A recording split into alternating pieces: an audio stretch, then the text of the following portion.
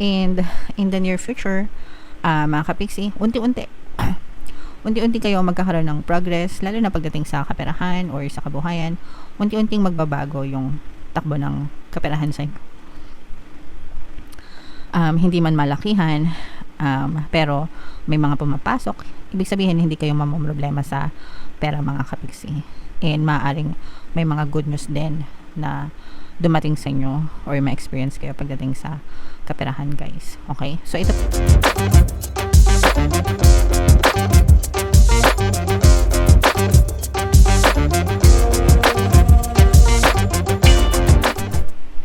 Hello guys, hello Libra, welcome back to Pinoy Pixie Tarot. Ang pamagat ng episode natin for tonight is Story Mo Ba To? Ito ay isang timeless reading, mga kapixie, para sa Libra, Sun, Moon, Rising, Sign, and Venus.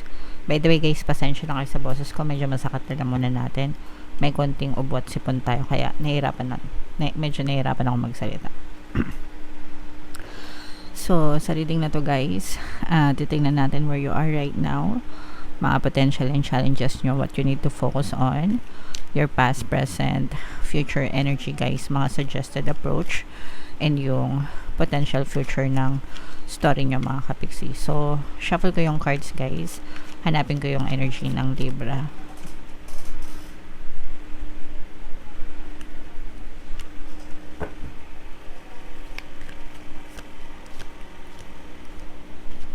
Ito guys, so Libra, kayo ay represent ng Mother of Swords sa ating spread. Kung ano na lang yung makaresonate sa inyo guys, take that message, mga kapixie. Kasi hindi lahat ng mensahe ay magre-resonate sa inyo. So, where you are right now, mga kapixie, parang nag-o-observe kayo guys, no? Parang meron kayong ino-obserbahan kung ano yung magiging next step nyo sa buhay. Parang yung magiging desisyon nyo, magbabase siya sa kung ano yung susunod na mangyayari sa buhay nyo, kung ano yung susunod na makikita nyo. But, kumbaga parang you will take action based on your observation. Nagets nyo ba? Kikilos kayo, depende dun sa magiging resulta ng observation na ginagawa nyo. So, meron kayong inobserbahan. May mga tinitimbang pa kayo sa paligid nyo, Libra. And this is more on potential, mga kapixie. This is potential and challenges, but this is more on potential guys, kasi tinuturuan kayo ni universe na magkaroon ng mahabang pasensya. Mahabang pasensya. Syempre pag mahaba yung pasensya nyo, di ba?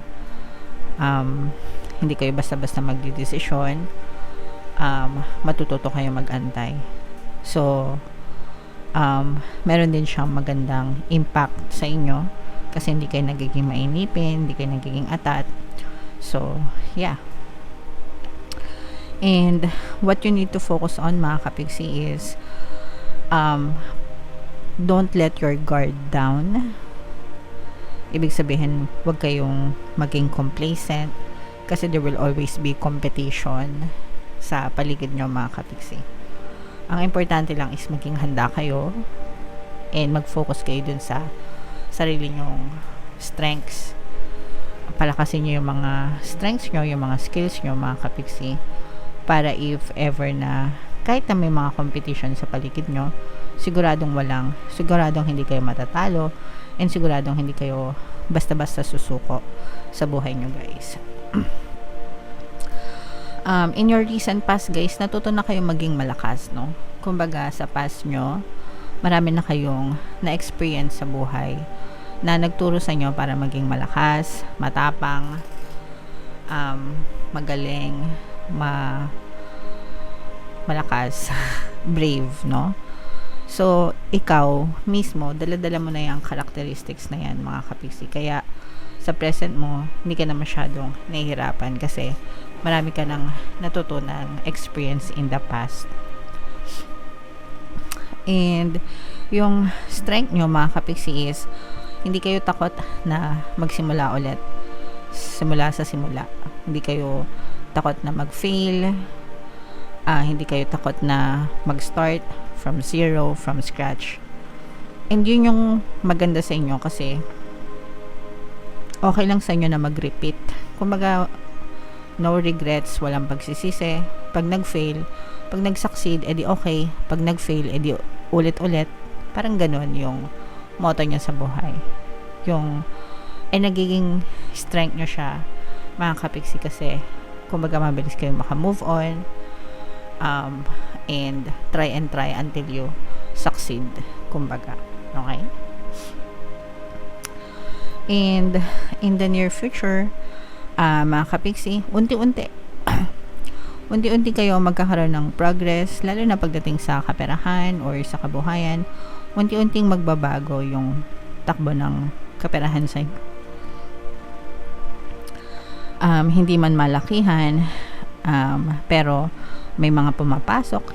Ibig sabihin, hindi kayo mamumroblema sa pera, mga kapiksi. And maaaring may mga good news din na dumating sa inyo or ma-experience kayo pagdating sa kaperahan, guys. Okay? So, ito pa lang. Dapat pinagpapasalamat nyo na yan kasi ibig sabihin palagi kayong meron, guys. Okay? Yung suggested approach nyo, mga kapiksi, kailangan ready kayo sa mga challenges or pagsubok, no? Kasi life is not gonna be easy para sa ating lahat. Dapat i-anticipate natin na whatever happens, pwedeng palaging may problema. Pero yung mga problema na yon, matututo tayo doon na mas matututo tayo mag-analyze, mas magiging magaling tayo, mas magiging malakas tayo. So, yung mga problema na yun, parang blessing na rin yun, mga kapiksi. Kasi, it will teach you lessons in life. Kailangan lang ready ka and huwag kayong paghinaan ng loob, okay? What you need to know, mga kapiksi, again, no?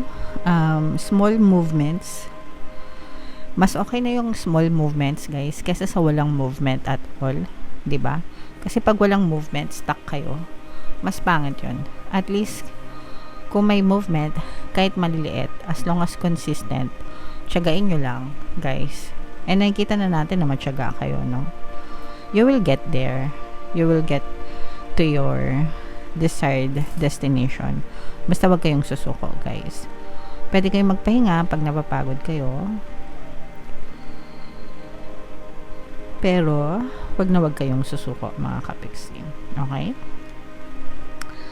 Your hopes and fears, this is more on fear, guys. Kasi natatakot kayo na baka walang mangyari sa buhay nyo. Baka ma-stuck kayo, mga kapiksi. So, mangyayari lang ito pag natakot kayo, guys. At saka pag tatamad-tamad kayo, okay? Pero kung hindi naman kayo tatamad-tamad and hindi naman kayo natatakot, positive naman kayo, hindi ito mangyayari. Okay? So, again, mangyayari lang ito pag tamad ka at saka pag natatakot ka. Okay? And yung potential future nyo, guys, again, no? Slow movement pa rin, mga kapiksi. But, definitely, slow movement is better than no movement at all. Kasi pag no movement, wala na talagang pag-asa. At least pag slow movement, may pag-asa na makarating kayo sa destination nyo. Habaan nyo lang talaga yung pasensya nyo, mga kapiksi. Okay? So, itong mga good news na to, guys, i-mind nyo yan sa comment section nyo. Mga slow movements, movement sa pera, movement sa kabuhayan. Yan, i-mind nyo yan sa comment section. Buna tayo ng isa pang card dito, guys, para sa inyong additional message. Shuffle ko muna, guys, habang sinashuffle ko to. Panoorin nyo muna yung video natin regarding sa ating paano mag-manifest ng abundance video course. Kapiksi, sawa ka na ba sa mga struggles at hirap sa buhay mo? Masipag ka ba at masikap sa buhay ngunit hindi ka pa rin umaasenso? Ilang beses ka na bang nag-attempt mag-negosyo at mag-invest pero palagi ka pa rin nalulugi? Sa pagkakataon na ito ay maaaring may subconscious beliefs ka na nagiging balakid sa iyong pag-unlad at pagyaman. Introducing, paano mag-manifest ng abundance video course. Dito ay matututunan mong ma-overcome ang mga balakid mo para tuluyan ka ng umunlad, umasenso, sumagana, maging matagumpay, successful at maswerte sa iyong kabuhayan, pera, trabaho, negosyo, salapi at kaperahan ng bonggang-bongga. Dali! Mag-send na ng email sa pinoypixie@gmail.com at simulan na ang iyong pagyaman ngayon. Alright. So, sa lahat ng gusto mag-avail ng course, guys, naka-flash sa screen nyo. Una, meron tayong paano mag-manifest ng abundance video course. Meron din tayong paano mawala ang third party at magkaroon ng harmonious na relationship. And meron din tayong paano pabalikin si ex, revise breakup. So, sa mga interesado, guys, mag-send lang kayo ng email sa pinoypixie@gmail.com. So, Florida waters, this is cleansing, mga kapixie, no? Cleansing.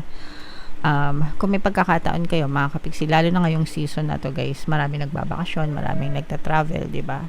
Marami nagpupunta sa mga beach. So, baka kayo ay mapunta sa mga ganong lugar, guys, sa mga tubig dagat. Maligo kayo, no? Kasi may mga, basta mag-ingat lang kayo, guys. May natural cleansing properties yung bodies of water, mga kapixie. And kapag naliligo kayo, nakikleanse kayo, ibig sabihin nalilinis, nawawala yung negative energy na nakakapit sa inyo. And at the same time, nare-recharge din kayo. Parang cellphone, di ba? Nare-recharge pag lobat na. So, makakatulong yan para sa magandang takbo ng energy nyo. Maging maayos kayo at saka sa magandang takbo din ng isip nyo, mga kapixie. Kung mapapansin nyo, di ba? Let's say for example, nagtatrabaho kayo, may mga katrabaho kayo, tas nag-travel sila, nag-beach, ganyan. Pagbalik nila, mapapansin nyo yung energy nila parang fresh na fresh, di ba? Masigla, di ba? Ganun kasi yung epekto nun, guys, kapag nakapag-cleanse kayo sa bodies of water.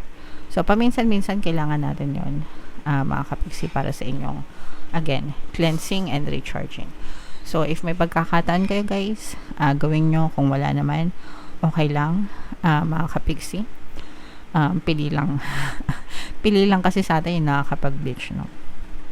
So, yung mga malalapit sa tubig dagat, swerte nila. Kasi kahit everyday silang maligo, okay lang. Alright? So, yeah. Yan yung additional message niya, guys. Comment down below. Libra, if feeling nyo naka-resonate kayo dyan. And for more tarot readings, mga kapixie, ito yung playlist nyo. Ito naman yung ating success stories ng paano mag-manifest ng abundance video course. Click here to subscribe, guys. Ito yung ating mga pampaswerte na subliminals. Thank you for liking, sharing, and subscribing. See you again next time. I love you all, mga kapixie. Have a nice day. Bye-bye.